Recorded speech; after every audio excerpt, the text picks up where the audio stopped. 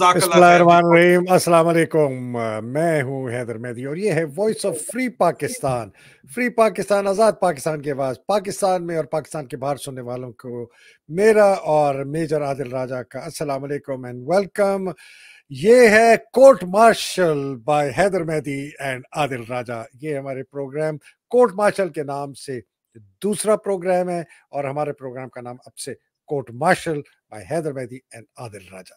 बहुत शुक्रिया आदिल ज्वाइन करने का, बड़ी मेहरबानी। उसी दुआ से शुरू करते हैं कि अल्लाह सुब्हान ताला हमारा काम आसान बना दे, हमारे सीने कुशादा कर दे, हमारी ज़बान के गिरा खोल दे ताकि वो सब हमारी बात समझ सके। सुबह का जो हमारा वीलॉग था आदिल लाइव जो था वो बहुत ज़बरदस्त था। लोगों से मैं कहूँगा सुने, आपको पता चलेगा कि मैं और आदिल क्यों कह रहे हैं कि इमरान खान की जान को बहुत ज़्यादा खतरा है, ख़ास तौर पर इस वक्त जरदारी का सदर बनने का, काकड़ को सेनेट चेयरमैन बनाने का, मोहसिन नकवी को दाखिला में लाने का, नवाज शहबाज शरीफ को वजीर आजम बनाने का, और क्या वजह है कि अमेरिकन इलेक्शन से पहले आसिम मुनीर एक बहुत ही भयानक प्लान करने के उसके इरादे हैं। तो वो आप प्लीज़ देखिएगा, आपको बहुत डिटेल में पता चल जाएगा। आदिल ने मोहसिन नकवी के मुतल्लिक भी बहुत ज़्यादा इंकशाफात किए, उनके फॉरेन इंटेलिजेंस एजेंसीज के साथ रवाबित, उसकी भी बहुत बात की। सारा आपको डिटेल मिल जाएगी, ज़रूर देखिएगा। इस वक्त जो है हमारा जो फोकस है वो आदिल के पास कुछ खबरें हैं अंदर से फौज की।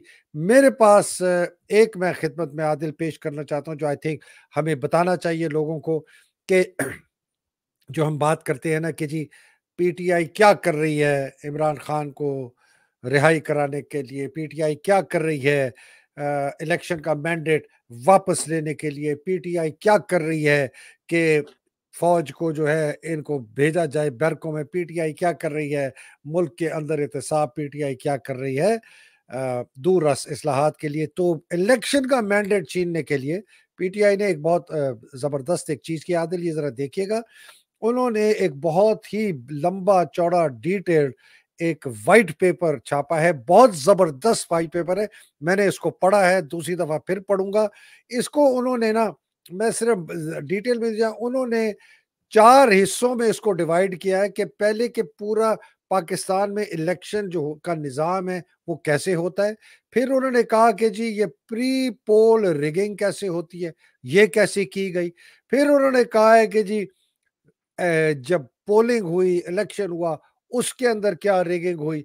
फिर वो कह रहे हैं कि जो फॉरेन प्रेस है, मीडिया है, हुकूमतें हैं, उन्होंने क्या-क्या इस पर कहा और कहा कि इलेक्शन की इंक्वायरी होनी चाहिए।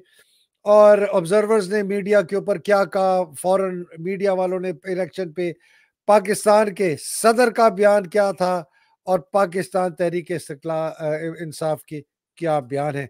ये बहुत ज़बरदस्त है। ये आगे जाके इससे बड़ा फ़ायदा होगा जब भी इंशाल्लाह एक नुमाइंदा हुकूमत आएगी और एहतसाब का अमल शुरू होगा। तो ये पेपर, इसके अलावा और जो बहुत दस्तावेज़ात हैं, और मैं तो बहुत पहले से आदिल कह रहा हूँ कि आप भी कह रहे हैं कि ये इनके अपने ही लोग खैबर से लेकर कराची तक लाइन में खड़े होंगे इनके खिलाफ गवाही देने के लिए। इन्हीं के अपने जर्नैल, इन्हीं के अपने ब्रिगेडियर, इन्हीं के अपने डीआईजी, इन्हीं के अपने एसएसपी और एसपी। जी आदिल। देखिए सर, जो इसमें एक बहुत जरूरी चीज समझने की ये है कि इमरान खान की जान, और ये इनको अंदर से भी बताया जा रहा है, जो मैं अक्सर कहता हूं कि मारखोर बमुकाबला हरामखोर जो यहाँ पे इस वक्त चल रहा है, बाकायदा तौर के ऊपर जो मैच चल रहा है 2 साल से चल रहा है, उसमें हरामखोर जो है वो कमांडिंग पोजीशंस के ऊपर बैठे हुए हैं, क्योंकि पैसा इनको सबको लगा हुआ है और इलेक्शन जैसा से बेचा गया है, जिसकी जो है तमाम सियासतदान भी बात करते हैं, वो इस चीज को वाजे करती है। इमरान खान की जान के साथ पाकिस्तान की फेडरेशन जुड़ी हुई है अभी, और इमरान खान के बाद कोई ऐसा लीडर नहीं है, और अगर उनको रास्ते से हटाया गया तो उसके बाद पाकिस्तान की फेडरेशन को भी ऐसे इतना तेजी के साथ कुछ अवामिल ऐसे आएंगे, क्योंकि इंटरनेशनल एक्टर्स उसके अंदर इन्वॉल्व होंगे, कि पाकिस्तान की बल्कनाइजेशन जो है वो बड़ी तेजी के साथ की जाएगी इन हालात के अंदर। اور جن فیکٹرز کے اوپر آپ سمجھ رہے ہیں کہ آپ کی فیڈریشن موجود ہے، یا جن ایکٹرز کے اوپر آپ سمجھ رہے ہیں کہ آپ کی فیڈریشن موجود ہے، وہ ایکٹرز جس طرح آپ پیسہ دیکھتے ہیں اور اپنا فائدہ دیکھتے ہیں، وہ اپنا فائدہ اور اپنا ایکٹرز اپنا فائدہ دیکھیں گے اور اپنا فائدہ سوچیں گے. اور یہ ایک بہت بڑا کریٹیکل فیکٹر ہے اس کے اندر. اس کے علاوہ سر میں بات کرنا چاہتا ہوں، میرے پاس خبر ہے اسد علی طور کی، کہ اسد علی طور کو جو اٹھایا گیا ہے، وہ میرے ذرائع کا آئی ایس آئی کے اندر یہ دعویٰ ہے کہ یہ مبینہ طور کے اوپر جو چیف جسٹس قاضی فائز عیسیٰ، یا جن کو آپ قاضی ایزی پیسہ کہتے ہیں اور میں قاضی فراڈ کہتا ہوں، وہ اس کی ذاتی خواہش اور اس کی میٹنگز، مسلسل میٹنگز چل رہی ہیں، جو میں نے آپ کو بڑے عرصے سے آگاہ کیا ہوا ہے. آئی ایس آئی کے سیف ہاؤسز میں باقاعدہ طور کے اوپر D G I S I lieutenant general Nadeem Anjum عرف ہانی بنی عرف دیما گجر خانیے سے ان کی میٹنگز جو ہیں ریگولر چلتی ہیں. اور یہ انہوں نے خواہش کا اظہار کیا تھا کہ اسد علی طور کو اٹھایا جائے، کیونکہ اسد علی طور سے وہ ملنے بھی گئے، اپنی بیوی کو بھی لے کے گئے. ان کا خیال تھا یہ اونز اسد علی طور، لیکن اسد علی طور نے ان کے جو ہے کچے چھٹے سارے کھولنے شروع کر دیے. تو ان کا خیال، انہوں نے کہا کہ اس کو اٹھاؤ، اور اس کو اٹھایا گیا ہے. ان کی ذاتی خواہش کے اوپر یہ آئی ایس آئی کا جو ہے وہ دعویٰ ہے افسران کا ان کے بارے کے اندر مبینہ طور کے اوپر. اور اب I S I sector head quarter central جو ہے اسلام آباد میں، بریگیڈیئر فہیم رضا یہ کیس دیکھ رہا ہے ایف آئی اے اور لوور جوڈیشری کے ساتھ. اور اسد علی طور کو یہ کہا جا رہا ہے کہ تم قاضی فائز عیسیٰ جو ہے اس سے معافی مانگو، اور اس کے بارے میں جو بھی الزامات ہیں وہ بولو غلط فہمی کی بنیاد پہ میں نے لگائے، اور یہ جھوٹ ہے، ایسی کوئی بات نہیں ہے. اور یہ قاضی فائز عیسیٰ کی ڈیمانڈ ہے، اور اسد علی طور اس کے اوپر راضی نہیں ہو رہا.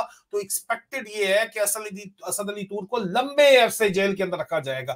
اس بات کی تصدیق یا تردید تو اسد علی طور خود ہی باہر آ کے انشاءاللہ کریں گے. الٹیمیٹلی ان کو باہر تو نکالنا پڑے گا. اسلام آباد کے اندر انٹرنیشنل میڈیا نے بھی اس کے اوپر آواز اٹھائی ہے. لیکن بہرحال یہ آپ دیکھیں کہ یہ پروف یہ کرتا ہے یا کہ کس طرح قاضی فائز عیسیٰ جو تعاون کر رہا ہے، کوئٹ پرو کو جو سٹیٹس اس کا چل رہا ہے، کچھ لوگوں کا جو سسٹم چل رہا ہے اس کا آئی ایس آئی کے ساتھ، اس میں ہی از دا ڈیولز ایڈوکیٹ ناؤ سر. اور یہ کہانی اس جوڈیشری میں آپ کے خیال میں کوئی کسی صورت کہیں پہ بھی کچھ آپ کے خیال میں جا سکتی ہے کہانی؟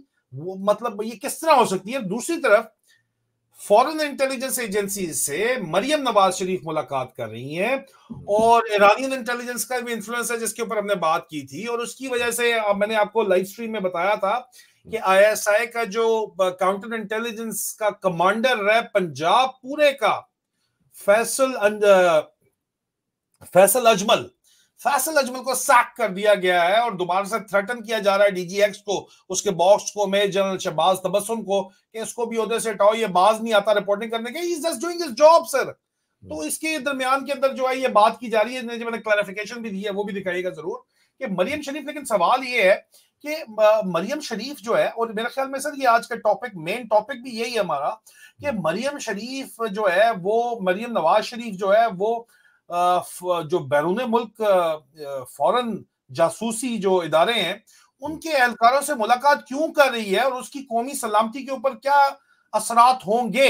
یہ سوال ہے سر آج کا جو ہے. اور میرے خیال میں اس کے اوپر سر آپ اگر اپنا ایکسپرٹ اوپینین بتائیں کہ what do you think. میں آپ کو بتاؤں گا کہ میرے پاس اس کے علاوہ کیا خبریں ہیں، لیکن پہلے اس کے اوپر آپ پلیز ذرا کمنٹ ضرور کیجئے گا، کیونکہ اس کی وجہ سے جو ہے وہ آئی ایس آئی میں شہباز تبسم نشانے کے اوپر ہے، اور اس کی وجہ سے جو ہے ایرانین انٹیلیجنس کے اوپر رپورٹ کرنے کی وجہ سے فورن انٹیلیجنس جو لاہور میں ان کا کاؤنٹر انٹیلیجنس چیف پنجاب کا بیٹھتا ہے اس کو سیک کر دیا گیا ہے، جو میں نے آپ کو بتایا ہے فیصل اجمل کا.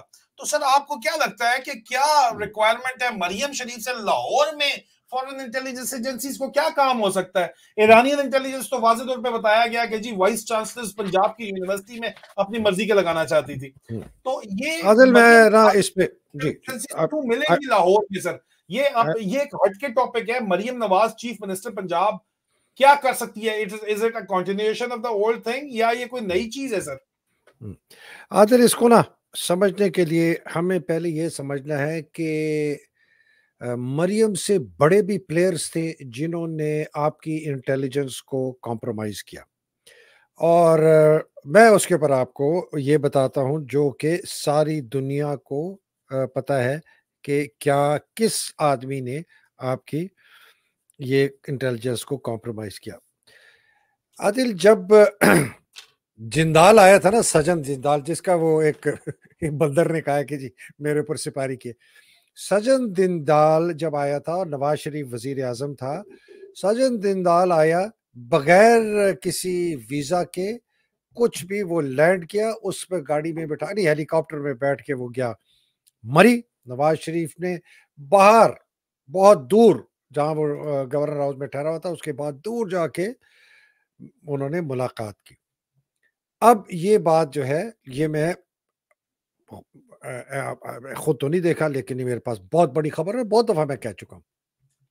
سجن دیندال خط لے کے آیا تھا، کلبھوشن یادو کے نام کا خط، ٹھیک ہے نا، کلبھوشن یادو آپ کو پتا ہے وہ جو پکڑا گیا تھا، خط تھا انٹرنیشنل کورٹ آف جسٹس کو ایڈریس تھا کہ جی میرے ساتھ زیادتی کی جا رہی ہے پاکستان کے جیلوں میں، مجھے کاؤنسلر ایکسس نہیں دیا جا رہا، میرا کیس جو ہے انٹرنیشنل کورٹ آف جسٹس سنے، بیکاز میں پرزنر آف کانشنس ہوں اور مجھے جنیوا کنونشنز کے تحت اور باقی جو لا ہے، قانون ہے، اس کے تحت مجھے رسائی نہیں مل رہی اپنے انڈین ہائی کمیشن کے لوگوں کو۔ یہ ذرا آپ سنتے جائیں۔ جی سر۔ وہ خط عادل نواز شریف کو دیا گیا کیونکہ اس خط پہ کلبھوشن یادو والد صاحب بھی یہی کام کر رہے ہیں۔ اچھا سنیں نا والد صاحب، یہ اس خط پہ کلبھوشن یادو کے دستخط ضرور ہونے تھے، اور جعلی دستخط انڈیا والے کروا نہیں سکتے تھے، اس لیے جانا تھا انٹرنیشنل کورٹ آف جسٹس میں، ٹھیک ہے نا، اور نے کہا جی جعلی دستخط پکڑے گئے تو مارے جائیں گے۔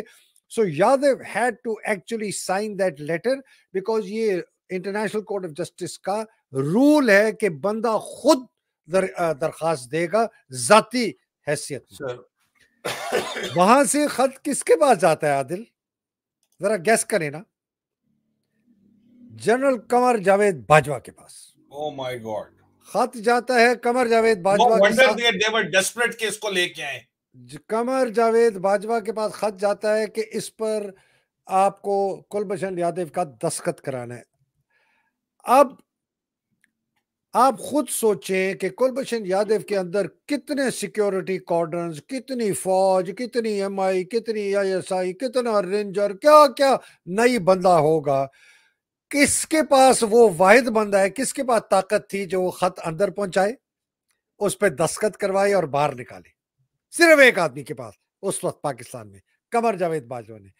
قمر جاوید باجوہ آپ کا آرمی چیف تھا، اس نے خط اندر بھجوا کے سائن کروا کے واپس منگوا کے اس کے حوالے کروا کے پھر وہ گیا۔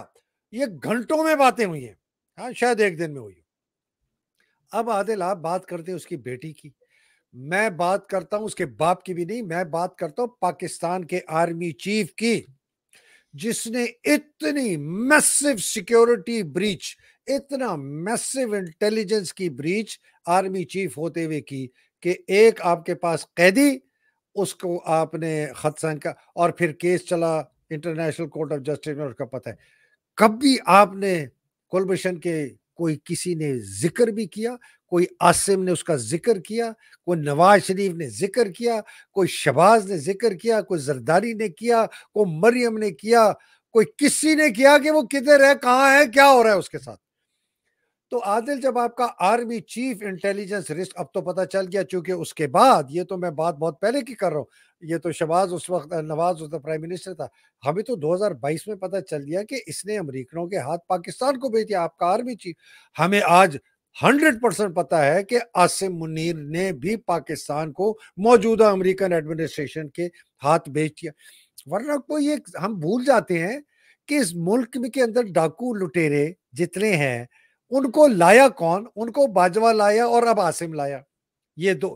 اب آ جائے مریم پہ، عادل جب یہ ہوئی تھی نا اپنا وہ ڈان لیگز وغیرہ، تو میں نے بڑے دڑائے گھوڑے، اس زمانے میں میرے بہت اندر کے ہوتے تھے لوگ پی ایم ایل این میں، انہوں نے کہا سر آپ کون سی آفیشل سیکرٹ ایکٹ کی بات کر رہے ہیں؟ مریم کے پاس تمام انٹیلیجنس کی بریفنگ نوٹس جاتے ہیں جو کہ پرائم منسٹر کے پاس جاتے ہیں، جس کا اس کو کوئی کسی قسم کی اجازت نہیں ہے، انتہائی حساس بریفنگ نوٹس، چونکہ وہ پڑھتی ہے پھر وہ نواز شریف کو کہتی ہے، اس کا یہ مطلب پتہ نہیں اس کی اتنی عقل ہے کہ نہیں۔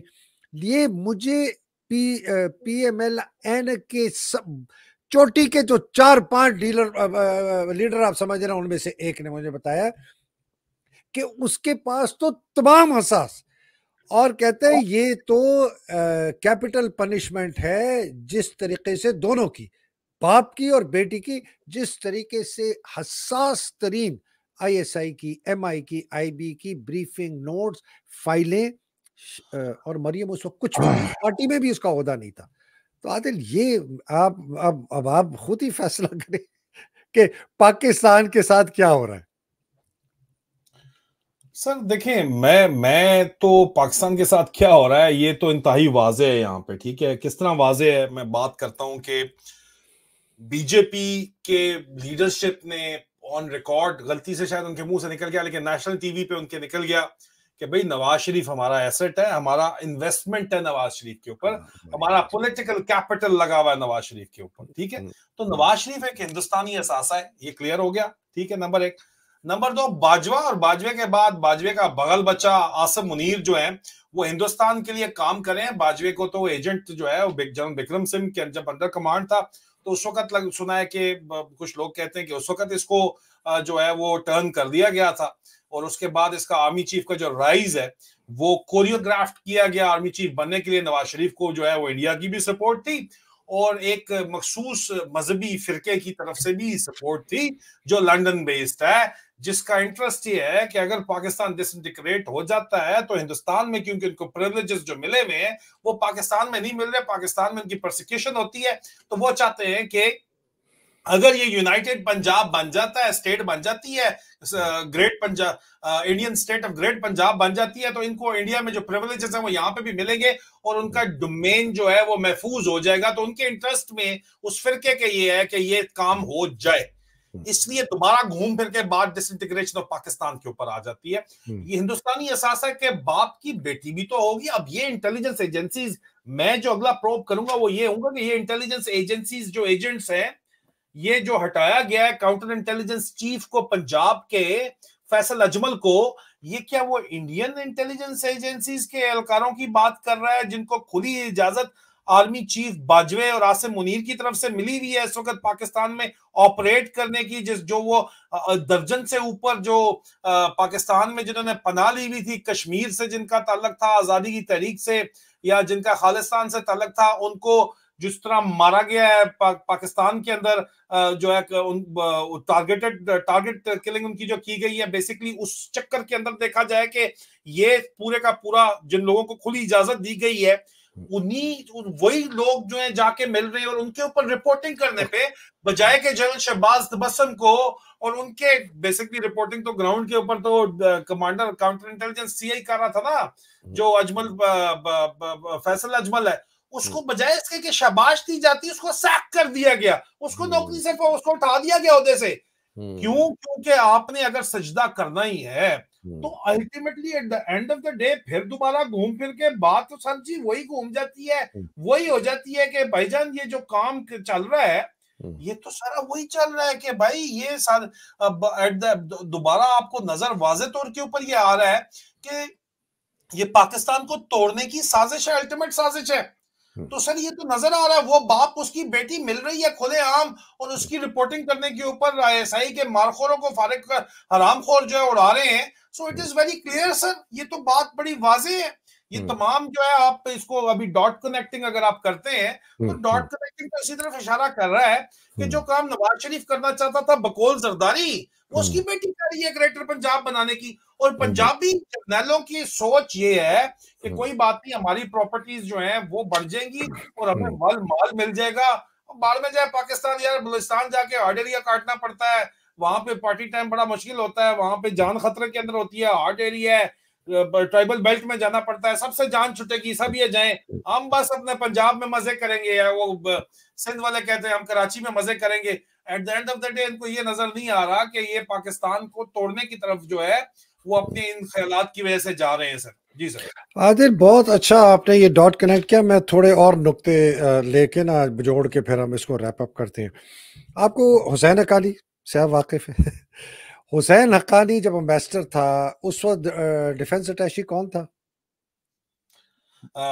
ये सर नजीर बट जो भी नजीरा मिस्त्री।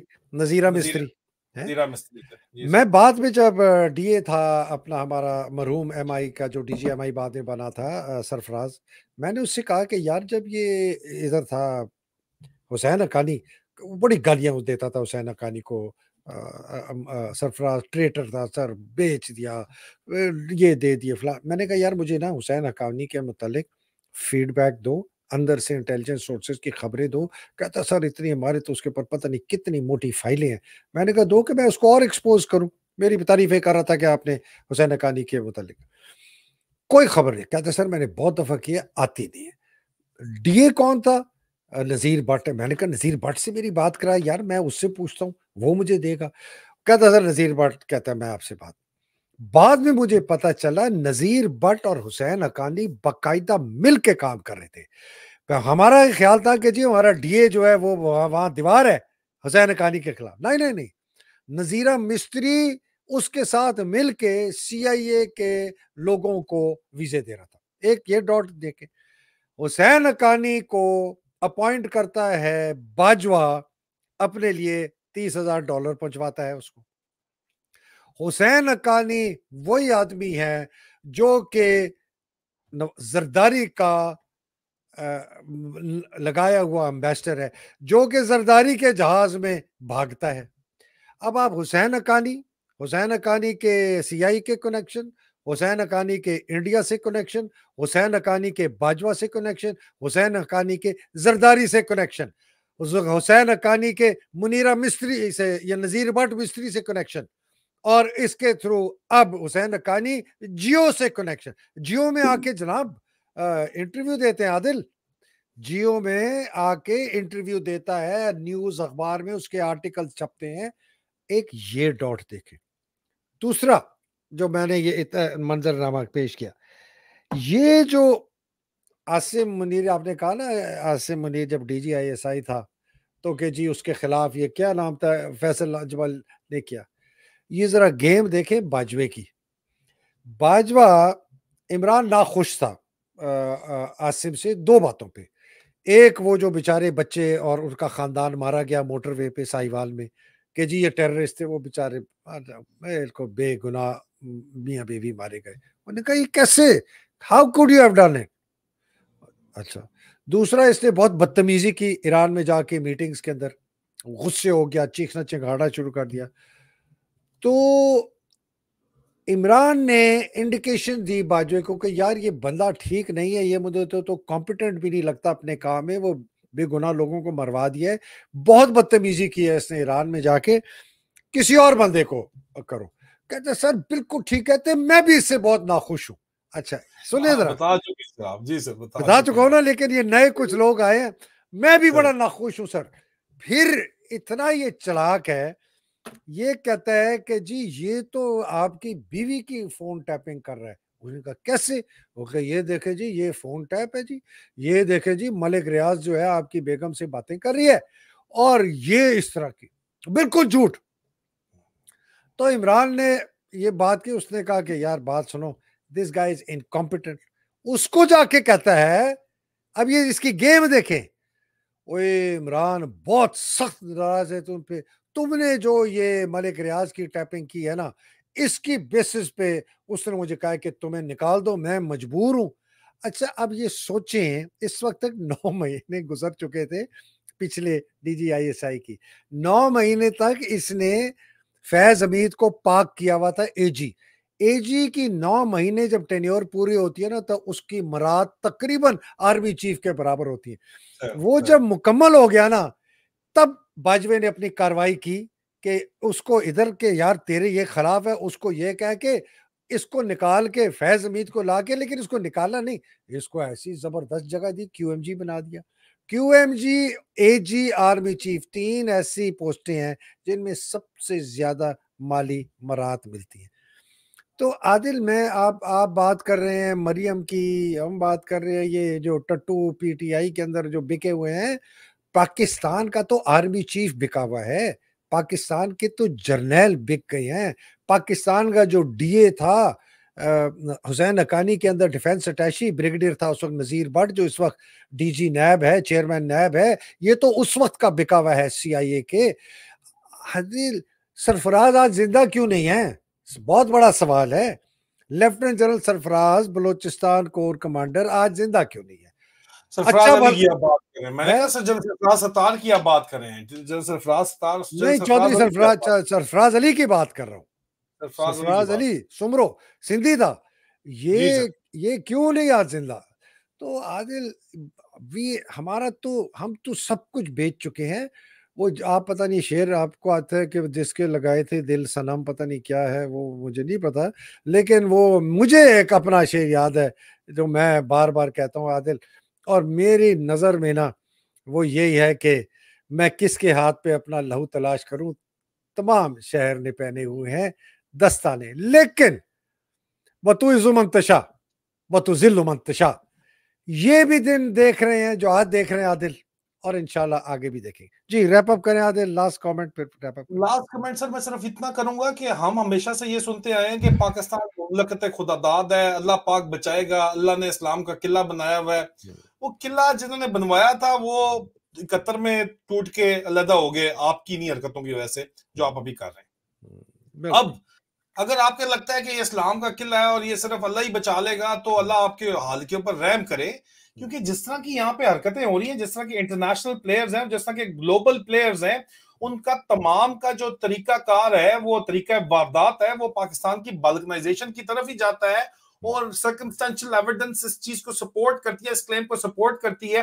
محمود خان اچکزئی جو پشتونستان بنانے کا پروپیگنڈنٹ ہے، اختر مینگل ان کے ساتھ ملا ہوا، لیکن محمود خان اچکزئی کو یونینمسلی جو اس وقت پاکستان کا جو سب سے بڑا پولیٹیکل پارٹی ہے، جس کو پاکستان کی ایکچوئل ووٹ پڑا، ایکچوئل مینڈیٹ ملا عمران خان کی پی ٹی آئی پارٹی کو، انہوں نے محمود خان اچکزئی کو نومینیٹ کیا اپنا پریزیڈنشل کینڈیڈیٹ، مطلب اس کے پیچھے کھڑے ہوئے ہیں اور وہ پشتونستان کی بات کرتے ہیں. تو بیسکلی جو ان دا کیبنٹ پشتونستان سپورٹرز ہیں، انہوں نے یہ بیسکلی اوور ویلمنگ میجورٹی کے ساتھ اس کو سپورٹ کیا نا سر جی.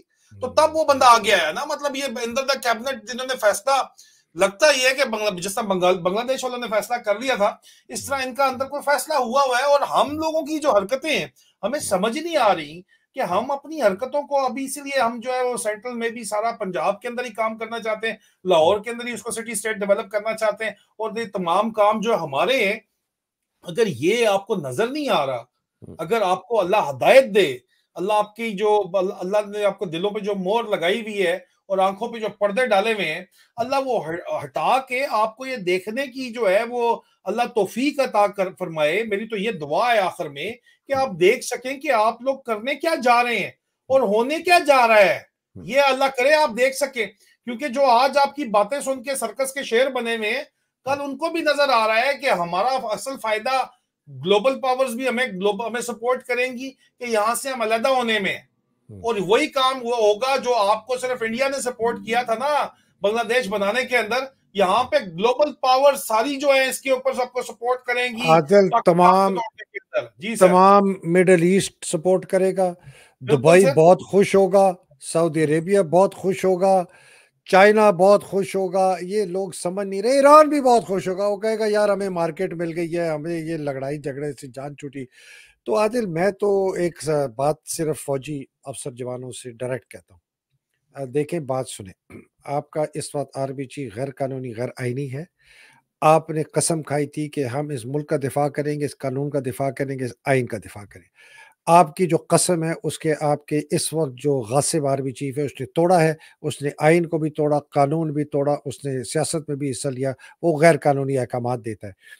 آپ کو قانونی اور آئینی حق ہے کہ آپ بندوق اٹھائیں، آپ اس کے گھر میں جائیں، آپ اس کو اریسٹ کریں، اس کے باقی جرنیلوں کو اریسٹ کریں، اس کے کور کمانڈرز کو اریسٹ کریں، ان کو قید میں ڈالیں، کوارٹر گارڈ میں ڈالیں، فوج کے اندر کارروائی ان کے خلاف شروع کروائیں، جو بھی قانونی کارروائی ہے، لوگوں کا جو مینڈیٹ ہے اس کو واپس دلوائیں. اس لیے کہ اس وقت لوگ ڈرے ہوئے ہیں، وہ خوف کی وجہ سے باہر نہیں نکل سکتے. یہ آپ کے اوپر ایک قانونی آئینی فرض ہے جو آپ نے پاکستان کو بچانے کے لیے ادا کرنا ہے. اس سے میں کہہ کے اجازت چاہتا ہوں. آصف عادل، اللہ سبحانہ تعالیٰ آپ کے اہل و عیال کو آپ کو حفظ و امان میں رکھے، پاکستان کو حفظ و امان میں رکھے، حقیقی آزادی کی جنگ لڑنے والوں کو حفظ و امان ہے، خاص طور پہ جو پاکستان میں پاکستان کے محب وطن فوجی افسر اور جوان جو ہیں، ان سے اللہ سبحانہ دعا ہے کہ وہ جائیں اور جا کے ان جرنیلوں کو اریسٹ کریں، ان کو قید کریں، ان کو قید میں ڈالنے کے بعد لوگوں کا مینڈیٹ واپس دیں کہ پاکستان کے اندر آزاد ہوئے عمران، ان کی اہلیہ، ہزاروں لوگ، اور ایک پھلتے پھولتے پاکستان میں آئیں کہ ہم ایک اچھے مضبوط ملک بنے، اور جو بیچارے اس جہاد میں شہید ہو گئے اللہ سبحانہ تعالیٰ ان کے درجات بلند کرے۔ پاکستان زندہ باد، پاکستان پائندہ باد، الہی آمین۔ السلام علیکم، خدا حافظ، بہت شکریہ عادل۔ بہت شکریہ سر، فی امان اللہ، پاکستان زندہ باد۔